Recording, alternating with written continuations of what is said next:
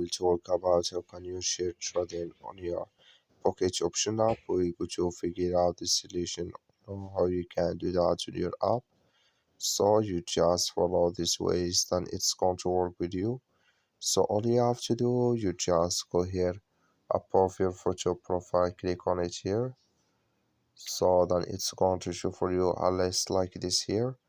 So then all you have to do now, just click here on trading here, or trading here, just click here on trading. Then it's going to take you to this list here. If you want to share here real account, or here you share your demo account, you click here on share trading for real account, just click on it here.